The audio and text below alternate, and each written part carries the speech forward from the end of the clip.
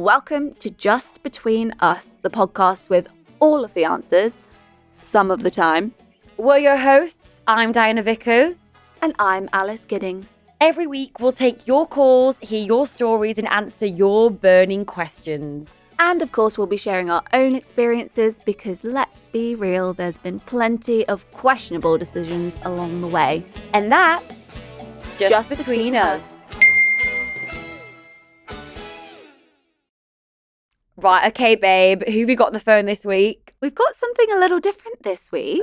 Ooh. We have a sex columnist calling in. So I think the tables might turn and we might be getting some advice for a change. Oh my gosh, I'm so here for it. Get her on the phone.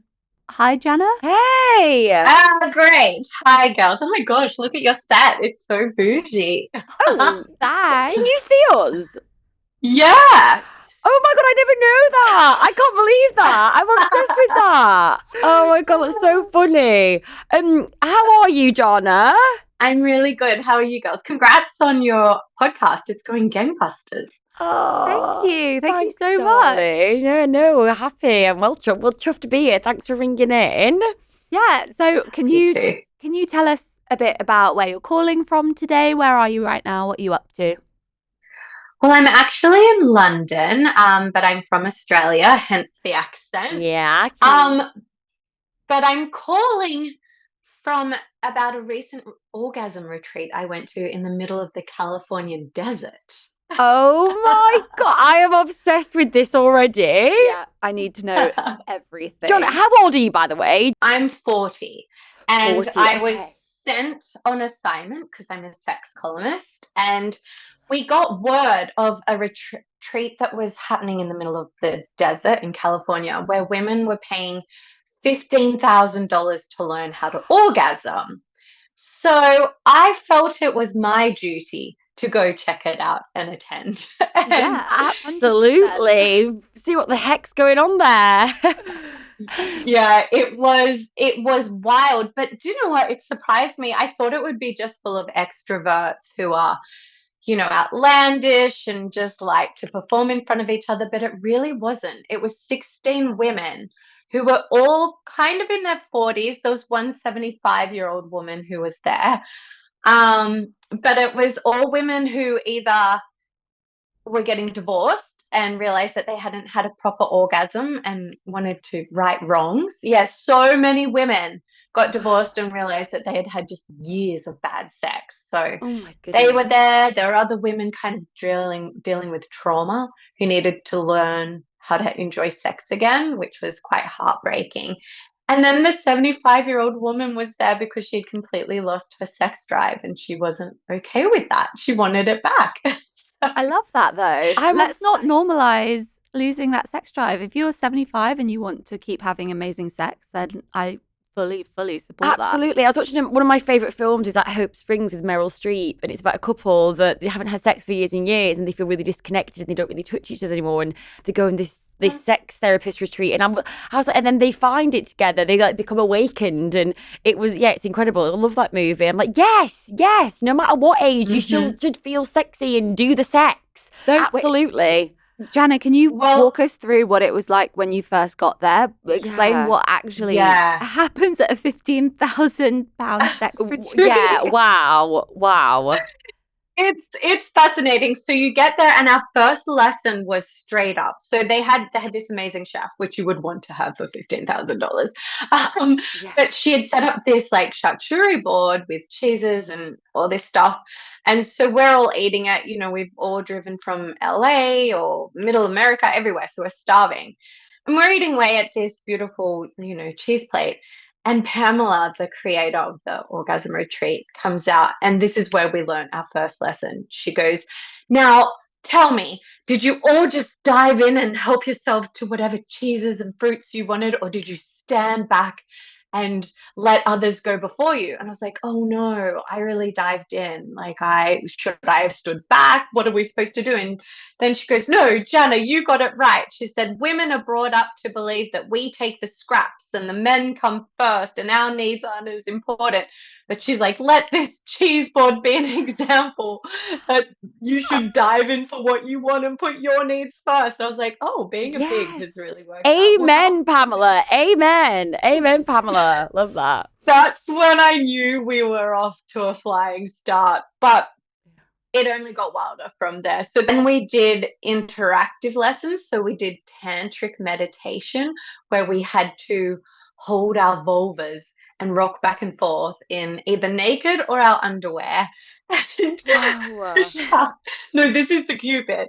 And like speak to our vulva and tell it what we want, who we want to be, what our goals are. So Oh, wow. it was Wait, what were your goals, Jana? Yeah. Oh gosh, what were mine? I think it was to take back ownership of my sexuality. I didn't realize until the end of this retreat that I really was performing. That we women, I can do a Meg Ryan orgasm like the best of them. But what am I having a real orgasm? Am I putting my needs first? Yeah. So I was wanting to reclaim my own enjoyment, and so were a lot of other women. But that kind of came back in the next activity where we were blindfolded and we laid on the ground and all this sexy music played. And then the helpers, it sounds like a bit of a cult. I don't know. We might see it on the news one day, but it was actually quite informative. Where they go around and adorn you with like your naked bodies with crystals and fruit, and bring you back to femininity. And they teach you so they did shibari ropes. They introduce you to all these kinks to see which ones you like. Because unlike sex education, which is make sure you wear a condom, don't get pregnant, do STD tests, this was more of okay, let's introduce you to all these kinks and see which ones you like so you can explore them more when you leave. So yeah, there was like scratching, shibari ropes, whispering, growling. They just introduced us to a whole new world of sex. And then they did a live demonstration. And the live demonstration was Yeah. masturbation? Or it was the male sex educator bringing the female sex educator to orgasm digitally using it was half an hour of foreplay, which to men would be groundbreaking, a whole half an hour. So it's flirting, shibari, stroking, lathering up, and then the final climax was basically him fingering her. wow. Oh my God, this is amazing. Yeah. Okay, wow. It's giving Virgin Island. Did you also get given a breakdown before you go there that this is going to happen, or is it all very much like playing out before you, thinking, okay, I don't know what's happening next, and just having to be really present? Okay. They said like there'll be somatic work. The way it was worded was so you could interpret it anyway. Right. But every day it went for 3 days, and every day you were like, oh, okay, now he's fingering her, and we're all sitting around with notepads and pens taking notes. Oh, there was a urologist came and gave a live vulva demonstration. So Pamela, the owner, got up on like a clinical table, and then we all stood around as the urologist kind of pointed at her private parts and was like, this is your labia, this is your clit. Which I think all men need to see this instruction. And women as well. Yeah. I think it's so surprising how many women don't actually, we don't get taught our anatomy properly. No, and it's crazy. Absolutely. No, people think that like your lips are your clit. I've had so many men that think that. Oh no. It's wild. It's why you're like, oh, darling. They're like, where's your G-spot? I'm like, it's about 10 inches north of that, darling. Mind blown by the live demonstrations. Did you feel uncomfortable? Yeah. No, I thought I would. I really thought I would. And when they had said to us over breakfast that morning, oh, by the way, we're going to do a live demonstration, and I'm going to bring Pamela to Climax in front of you all completely naked. we all were a bit nervous. We were like, oh God. But in the end, it went so long, I got bored. I was like, wind it Oh, up. Come on, hurry up. Pamela. Yeah, come, hurry up, Pamela. Did you not get turned on watching it? Because it's basically Not at all. really. So you No, could no. separate it from like this is actually educational rather than sexy right now. Yeah, I mean, I think if I was watching Pamela Anderson and Tommy Lee, I might. That But Pamela. that Pamela. But this one was more, it was two really, really normal, gorgeous human bodies who could be anyone, could be ma and pa down the street, and it was so, and because I think they kept talking us through it. Okay, so as you can see, her breathing's got heavier, so that says to me that she's enjoying it, so I should do more of that. It was so clinical that I didn't get turned on, but I was the only person at the orgasm retreat not to have an orgasm, which was disappointing on my part. Oh, And really? why do you think that's the case? Why didn't that happen for you? I'm still trying to figure it out. Like, I got close with the shibari ropes, but I think my brain was too on during the whole thing. Like, a lot of women just got really good at letting go and enjoying the touch. Like, there's a lot of touch to it. It's all consensual, but they could just release. So you're lying in a room, they call it the temple, where they're gently touching you or growling or using shells to kind of scratch and play. And all I kept thinking was, who's doing this? Because you can't see because you've got a blindfold on. Ooh. Whereas there were women around me experiencing the most amazing orgasms. But yeah, I couldn't switch off, unfortunately. Yeah, but doesn't that say as well a lot of it is about being able to switch off, and that is a lot about for women as well as like not being It's all in your hyper aware. head. It is all in our heads. Yeah. And that is part of Exactly. it. Also, it's like you have to be there and completely let go. Like even being naked in front of people that you don't know. It's like people get scared about public speaking in a circle. I went to a therapy retreat and you have to sit there and just speak, let alone be naked in front of everyone. It's like it's a lot. Yeah. Well, the weird thing was that the women, because they came in all shapes and sizes and most of them were in their 40s, I did leave with a lot less hang-ups about my body. And I actually started crying at one stage when they took the masks off and we were covered in flowers and petals and rose quartz and everything. When we took it off and we all looked at each other, and I was lying next to this 75-year-old woman, and I just caught her look down at her body, and she just lit up. Like, her whole face lit up, and I started crying because it was so nice to see this beautiful 75-year-old woman just looking at her body like it was brand new. It was, yeah, I left feeling a lot more a lot better about, like, we all come in different shapes and sizes and it's all beautiful, and we need to let go of those hang-ups in the bedroom because they're really holding us back. Oh, yeah, Absolutely. massively. And it's so hard to as well when you never see, well, we see it more now, but it's still not nearly enough representation of normal bodies and bodies that have been through like childbirth, scars, Mhm. everything. Yeah. Like, yeah, stretch I used to get really self-conscious, and this is a tiny thing. Like, I have little endometriosis scars from all my operations, and I used to look at it and I'd hate it, and I don't anymore because I've got a partner who is really supportive and lovely, but it's the little things you pick out and then they sit in your head and they fester. Absolutely. And it really affects your ability to climax and have just really nice, good sex. Yeah, everything, even our like genitalia and everything is all different, and we're just taught that on pornography it looks a certain way, or even hair and waxing and how inner lips, outer lips, everything, and you think it should be one way, and you become self-conscious of it, and it's amazing, to see that we are all different, and it's really beautiful. I love that. I'm fascinated. Jana, if you had a key takeaway or a lesson learned that you could teach us from that £15,000, because I don't have £15,000 just there. What would it be? For me, the biggest game changer was get out of your head and into your body. So I, of course, as soon as I left, hooked up with an ex-boyfriend because I was like, I have to put this into practice. Oh my God, so good. It was the best sex I've ever had, because anytime I felt myself going into my head going, am I at a weird angle? Do I have a double chin? Am I like this? I said, no, stop worrying about what he thinks. Does it feel good? Okay. And instruct him more. I was like, talk to him. It was tell him they don't know what's good unless you tell them. So he started doing this one thing and I was like, yes, do more of that. Oh my God, that feels amazing. Like, be vocal with what you like and you'll start having better sex, and just get out of your brain, because they don't care about your wobbly bits or your tiny scars or anything like that. They're just excited to have sex, so should we.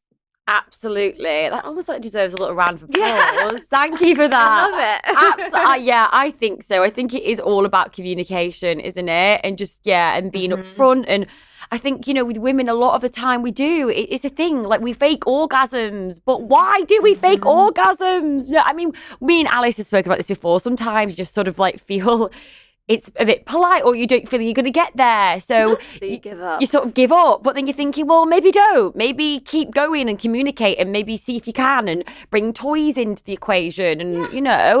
And, but yeah, it is. Exactly. Experiment. And I think, do you know what? That's why these guys all think they're gods in the bedroom, because we make them believe they're gods in the bedroom. They don't know unless we tell them. And if they're jackhammering and we're like, oh my God, it's amazing, then of course they think the jackhammer is the best move in the world, because we're making them believe that. Don't orgasm unless you genuinely mean it. You're doing them as much of a favor as you're doing yourself, I would say. Absolutely. Oh, preach it. Absolutely preach. And so, do you think if you, obviously you went there with work, but do you think it was worth the £15,000? No, I don't think.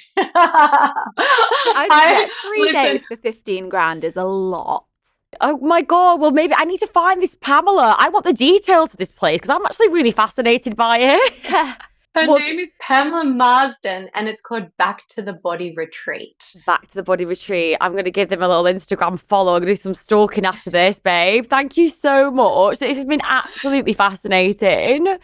You're welcome. I love the chat and I love the podcast. Oh, thank you so much, Jana. Thank you so much for calling in. And let's keep in touch. I'll let you know if I go in the end. If any more sex retreats come up, I feel like you need to drop us a DM. Absolutely. I will. I definitely will. I think you need to do a live episode from the orgasm retreat. Oh my God, yes. Noted.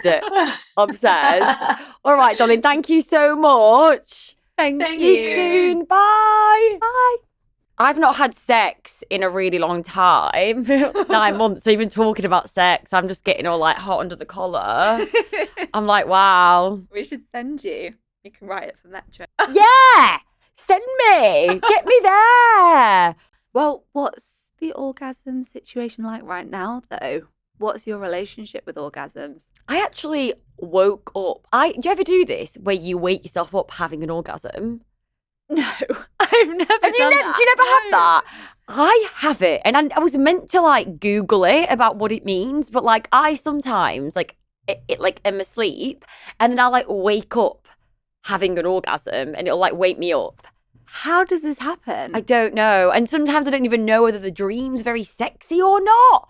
Or like what's going on. I can't really make it out. But then I have to wake up and I have to kind of like attend to the fact that it's happening.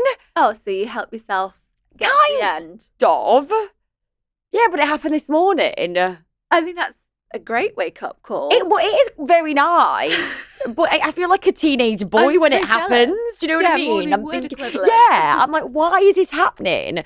But for me, I realised actually I think it was a lot of built up because I think it's been about 9 months now for me. Not orgasmless 9 months, just sex. Dry spell. Yeah, so I have to and then I'm so busy with life that I just forget. And then eventually I go, oh, actually, I can feel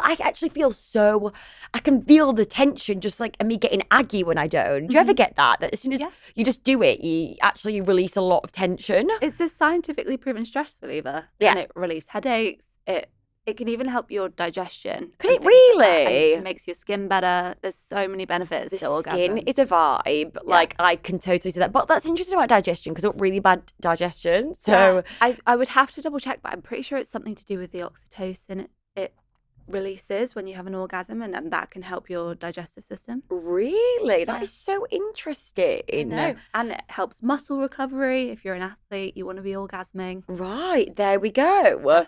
I know. Yeah, no, I'm trying, like the other day I, did my little thing and had 2 very intense orgasms. I love it. And it was like, wow, I was really impressed by them. I was like, oh, this doesn't normally happen. And normally once I do once, especially if it's just with myself, then you sort of like, you scratch that itch, haven't you? Yeah. And then I stop. But I wanted to kind of keep going.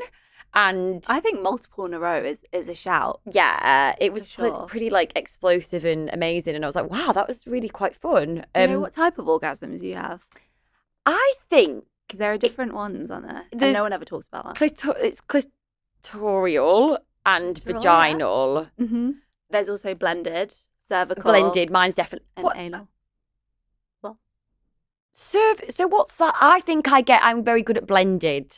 yeah, that's my go-to. Yeah, is that yours? Yeah. What's cervical? It's essentially, it's not for everyone because you can be really sensitive there, but it is really deep penetration and like Oof. touching your cervix, and it's so sensitive that you can actually have a deeper orgasm. Oh, wow. I know, a sex therapist told me that. And then anal, because sometimes, yeah, I'll get like, no, that's not, that's if it's in your bottom, isn't it? Yeah, Right, I see. yeah, but it's a very sensitive area, and you do have a lot of nerve endings there. Yeah. And I assume for a lot of women, you probably still need, again, to do external stimulation as well. Right. But it's very possible. Yeah, it's funny after sometimes you orgasm because I can get weird pain in places. Like sometimes, like even just like from masturbation or normal sex, I'll get like it's all like I'll get like a pain in my bottom or something. I'm like, Yeah. what's going on there? Because Oh, I guess yeah. it's all together. Yeah, it is. It's so much more closely interlinked, I think, than anyone knows. And it's really frustrating when people just assume that penile and vagina sex... Penile? The old penis sex. It's been a long day already. Penis and vagina sex Yeah. is the only... I can't remember the stat exactly, but only 18% of women orgasm from penetration alone. So that when people say that, that means just the penis and vagina and not even rubbing yourself. Nothing So, outside. Yeah. And it's 31% of men think that you can, or well, the majority of women orgasm with just their wonderful member. It is so Going in interesting. and How do you find orgasming? Have you always been quite good at it? Has it been easy for you? I tend to get in my head quite a lot. So I'm not, I mean, I'm very satisfied in my current sex life, but that is Right. because we talk a lot about what we like and what we want more of. Yeah. And my partner's very good at that. I'm a Amazing. bit more reserved, I would say sometimes, but I think it's because I've obviously had bad experiences before, and it's tricky to, unless I'm in a relationship with someone, I don't really orgasm during sex, I don't think, because Yeah. part of me is just like, is it worth the conversation for me to say, I want X, Y, Z? And then 1/5 of women think that their partner doesn't know how to get them to orgasm, or they say their partner doesn't know how to get them to orgasm. And luckily, when I'm in relationships, I make sure I have those conversations because I don't want to be in a relationship where I'm not being pleasured. Absolutely. But if you're just dating someone or you don't think you're going to be seeing them much, and, you know, one thing leads Yeah. to another, I'm not going to sit there and try and coach. I just find it irritating to have to coach someone through it, but that is how you do it, and that's how Yeah. you learn, and that's what we should be doing. Yeah. Do you not think it would bring you closer together if they knew what they were doing or they were pleasuring you? But Absolutely. then sometimes you just kind of know, you're a bit like, I know that this isn't going to be a thing, so I just can't be really bothered. Yeah. I find it really hard. It's very, very rare. I don't think I've ever done this, is orgasm like first off, like on the first time with someone. Yeah. I find that hard. I think I'm too in my head, and sometimes it's normally been with like a few drinks. Yes. And I think I put my hands up, and I think a few one night stands I've definitely pretended to, and I definitely haven't. So I find that I think I have really got to know.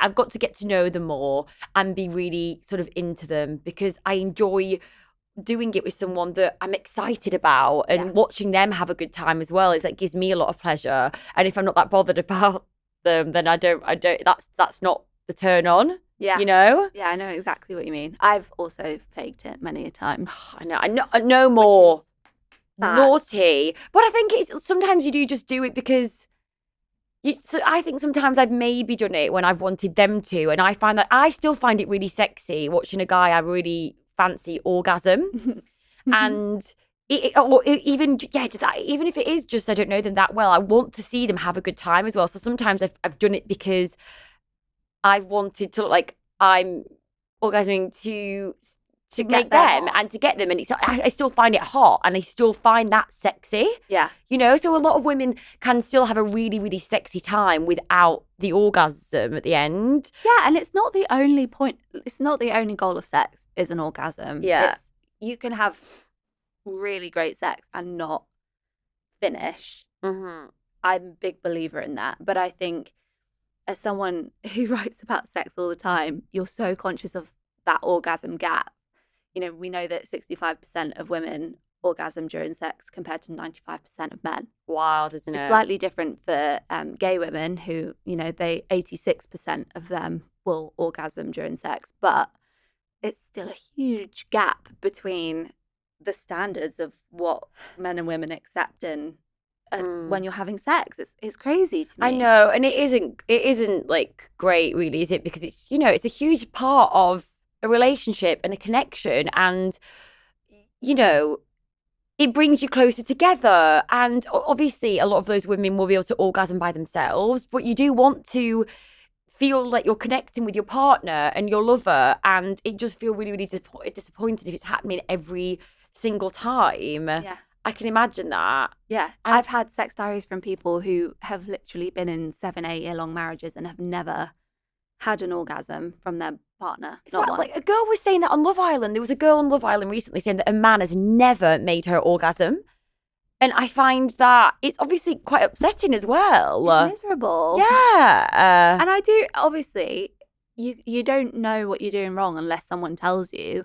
So it's hard because we as women have been conditioned to kind of be performative, and I think a lot of that comes from porn, and there'll be some people rolling their eyes right now, but it is such a huge factor. Yeah, it is how people learn about sex and get ideas of what to try from sex and everything. So if you've got women who are performing for men, and it's never going to equate to equal sexual pleasure in a realistic, normal relationship or bedroom. Absolutely. It is infuriating. I remember as well, there was someone that I was sort of seeing, and he never really liked it when I would, obviously with a lot of women you have sex, but then you also rub yourself as well. And he didn't like that at all. What, he didn't like you got to get quite aggy about it, like thinking that like it meant that it was taken away from something that he was doing.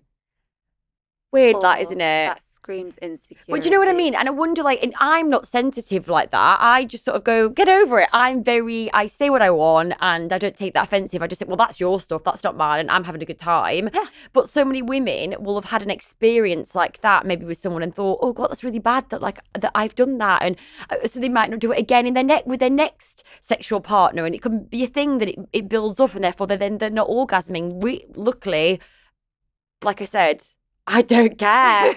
I'll do what I want, darling.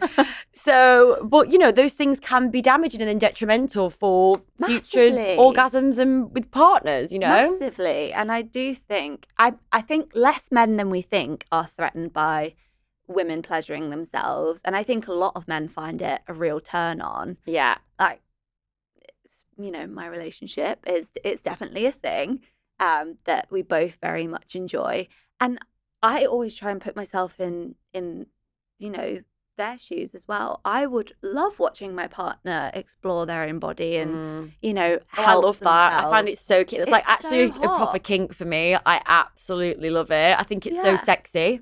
But it all comes back to, again, communicating that and being open about it, because we're not open about sexual pleasure. They did a survey in schools, and half of kids in schools said that sexual pleasure isn't part of the curriculum. It's not in sex education. It's literally about the biology. Yeah. No one teaches you that your pleasure is important. And I'm not saying we need to go into schools and, share all the graphic details of anything, but it's about letting younger people who are starting to be sexually active know that it's okay that they voice. Stop teaching us what they about want. like what is it? What is it? Algebra. No, we don't need it. We need to know our tax returns and what feels good during sex, please. Yes. It's dated. Undate the system. So, when did you discover the big O? What was your experience? I remember it very clearly, actually. I was maybe 16, I think, at the time. And I was already in my first relationship. I was already sexually active. And I hadn't been pleasured in that way. He didn't really give me any attention in that department. So I had no idea what an orgasm was, really. Not a clue. And I just remember I saw something. I think it was a porn video on Tumblr at the time, because it was the days of Tumblr. And I kind of came across it and I saw a woman orgasming and I thought, oh, what's that? That looks a bit looks painful and interesting. bizarre, or what's going on there? And so I sort of thought, well, maybe I'll give that a go. And I was just in my bedroom alone, 16. And actually, fun fact, I discovered the orgasm like how I think 87% of women do, which is through broadening. Right. And it's a masturbation technique. Oh, And it's go on. essentially like where you're essentially dry humping a large surface, Right, I see. to put it bluntly. Right. Yeah. Oh, yeah. And some women like to use soft surfaces like pillows, mattresses, that kind of thing. I think 16% of women like much harder surfaces. I see. So maybe bedposts or the arm of a sofa that's quite hard. So this is quite common. Oh, 87% of women do it. Yeah, 87. Yeah. That's wild. It's so common. But I think a similar amount, maybe 80%, have never told anyone that they've done it because they're really embarrassed. Oh, yeah. Because it feels quite niche to say. It's quite animalistic, really, isn't Yeah. it? It's like when your little chihuahua that you buy is like dry humping the pillow or whatever. It must be a bit like, okay, but if it feels good, it feels good. But it's just that contact. Like, I'm pretty sure this might be me being a bit weird, but if you're a woman and you've bought a really tight pair of jeans and you feel the seam, Yeah, and yeah, you get that little You're like, feeling. Oh, yeah.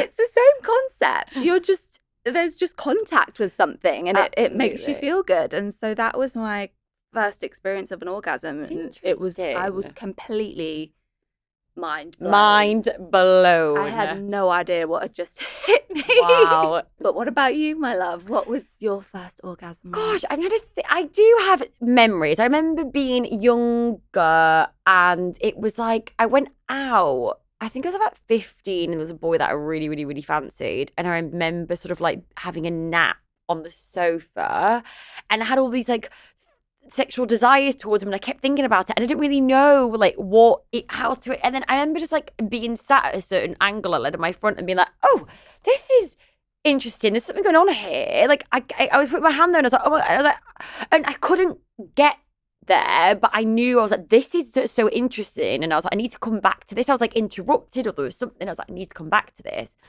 And but I remember just being like, this feels incredible. And then I did get a boyfriend when I was younger, and I have said this before that we started having sex, and I did have like quite a few orgasms, and I remember being like, this is amazing, and I was really lucky, but I think they were more vaginal orgasms. Oh, so you get those? Yes. So jealous. They were more those, but then I think I got to about like 18 and I think I was on tour and I was by myself in my hotel room, and then I discovered the clitoris more. I remember just being like, I'm just gonna do, and I was absolutely mind blown. I was like, what is going on here? Uh-huh. And then I was like doing the combo situation, but that was it really. So I was having sex before I was self-pleasuring. See, I mean, maybe this is just me guessing, but I feel like it's usually the other way around. I really think that people don't talk about it enough. Yeah, And obviously it's taboo, and it can be a bit mortifying because it's, if you share something that someone else hasn't experienced, people's reactions can be a bit unforgiving. Yeah. But I read a stat that was just really sad, and it said, I think it was 21% of women still think that masturbation is shameful. I know. I hate it just really breaks my that. heart because it's your body. Absolutely. Do whatever you damn well please. If you don't want to masturbate, you do not have to. You enjoy yourself however you wish. Absolutely. But if it's something you want, it's not a bad thing. And it's so demonized sometimes, and it really annoys me. It does annoy me. I mean, I think that self-pleasure is like so important. It really is. Yeah. So, what did you take from Jana's call? I mean, there was a lot to unpack. But I think for me, body image is a huge thing because you can't escape it. Yeah. And I'm well aware that I'm a perfectly healthy young woman, but it is so hard, especially with the rhetoric on TikTok at the minute about being skinny fat and all of this. It's insane. It's so it's not healthy at all. No. And that really got in my head. So I think to appreciate or try, it's not going to be an overnight thing, is it? But really try and appreciate my body, because I know they all say when you're older, you'll miss the body that you had. Absolutely. So I just want to try and get out of my head in terms of what I see in the mirror, I think, because that can be a huge mental block for me. And I think what Jana was saying was really key. I mean, I'm not going to be covering myself in crystals and flowers anytime soon, but I am definitely going to make a concerted effort there, I think, because it's so easy to be harsh on yourself sometimes. Absolutely, babe. I'm there with you. What I think about for me, it made me feel I was a bit mind blown, and maybe that's not the right retreat or anything, but I was like, oh my God, I'm not. Like I said, I've been saying I've not had sex for about 9 months now, but I am quite a sexual person. And I've been doing it for my reasons because, I've wanted to find a connection, and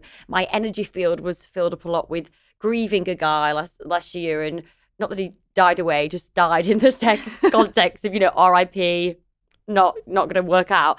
And then sort of seeing guys and dating and feeling really emotionally consumed by them. But now I'm a bit like hearing that and thinking, I don't know, maybe there's other things out there that, I don't know, maybe there's other retreats or maybe there's other sexy things that I can be doing. And I actually got excited for the first time in a while listening to that. Do you know what? There's a sex cruise in 2026 with Killing Kittens, which is all about like female pleasure. So you might want to get yourself a room on. I think I should go on that cruise. Room on that. Yeah, I feel like, I don't know why, but it's kind of like done something to me. It's made me be like, I feel that I'm ready to maybe get back out there sexually. Bit of an awakening. Do you know what I mean? Even if it's with a guy or whether it is just doing something like a sexual pleasure retreat or something, I'm like really for it. I love it. Definitely do it. Yeah. And I think that she said some really great points there about, I said we all look the same. I used to so have like my hangups when I was younger, and even though like the fact I don't really like to wax, I like all that. It's there for a reason. It's there to keep us nice and safe, and and warm. Keep it cozy. Keep it nice and cozy. But yeah, it's definitely given me a bit of excitement for some reason. Yeah, I'm into it. Oh, you'll have to keep me updated. Oh yeah, I will do, darling. I will. Right. It's time for our favourite part of, well, I don't want to say favourite, but I say pretty damn juicy. Yeah. Hot take of the week. Hot take of the week. Hit it. Let's do it. Dildo or vibrator? Both. both. Do you know what though? I can't really speak from experience because I've only ever tried a vibrator. I've not tried the other. Have you not tried the dildo? I want to, but I've never. I do like a dildo, I'm going to be honest with you. Because I think for me, I really enjoy penetrative sex. Yeah. And then I think with your hand, you can all like do the other stuff as well. It's like, whereas with both, it feels you're getting like the combination. It's all going on. That's what I enjoy a lot. So if you're on a desert island, If I'm on a desert island, I still think I'd go with vibrator. I mean, it would have to be a desert island with a charging port. They are good. They are, the vibrator. Yeah, I do like it. I think for me though, it would probably have to be a dildo. Well, each their own. There we Go go. for it. This I is love it. it. This is it. Yeah, dildo. But both. Give me both. Yes, we don't want to choose. Exactly.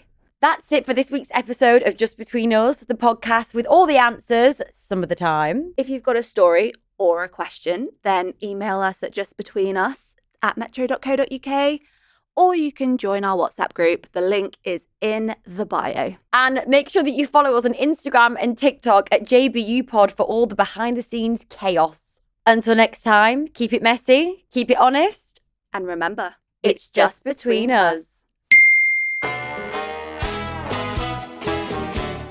Don't forget to follow or subscribe so you never, ever, ever, ever miss an episode.